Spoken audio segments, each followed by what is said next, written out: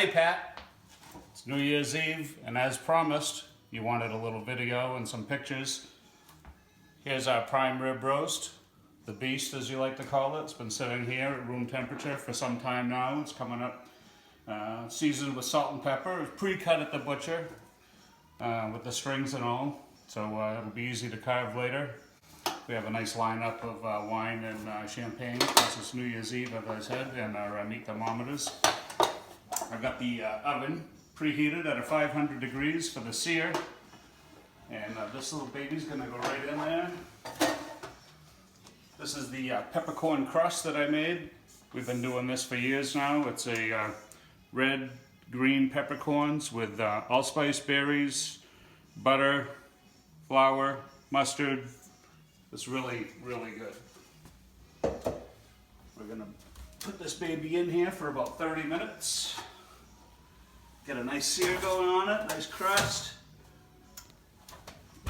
Then when that comes out, I'm gonna putty it up with this nice peppercorn crust here.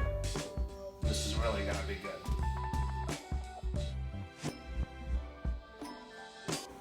Here we are again, 30 minutes, the searing is done. Oh, look at this.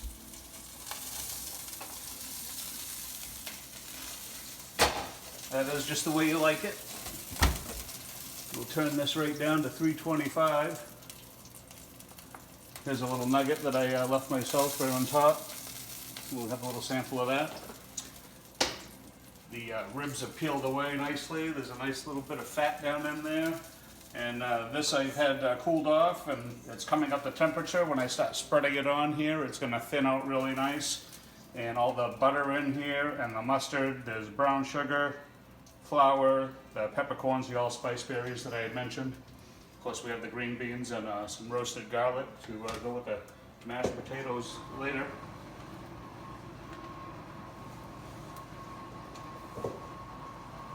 This is going to warm up rather quickly.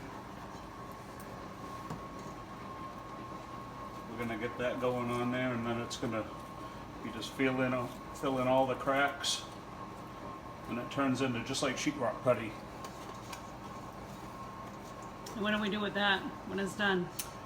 This is going to, the butter and all that's going to drizzle right down over the roast with the fat and everything, and then it's just going to form like a nice hard outer crust. And when I cut into this, it's going to be heaven with the deglazed red wine that we'll show you later, and the gravy.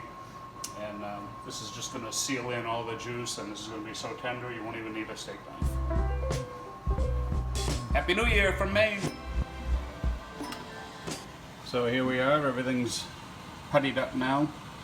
I started out with an 18-pound roast, and I cut it down to 2/3, so we got about a 12-pound roast here, and I did 5 times the recipe on the peppercorn crust. You get it just right. Sometimes you got to mix it actually with a little bit of the fat drippings. You can see some of it fell down in there, but don't worry about that. That all goes into the sauce at the end. I got about a 1/4 inch to a 3/8 inch layer of paste on there, and it's all around the outside. Stuff some up in there where the ribs are, on each of the ends, and it's got a nice consistency, almost like a peanut butter, and then it really sticks well. So got the oven down. We're going to slide this thing in, 15 minutes a pound, low and slow as you like to say. This is going to be great.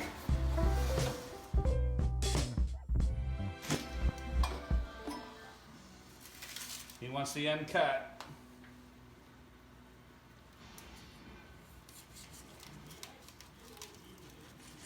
Which no one's going to have this one. Ooh.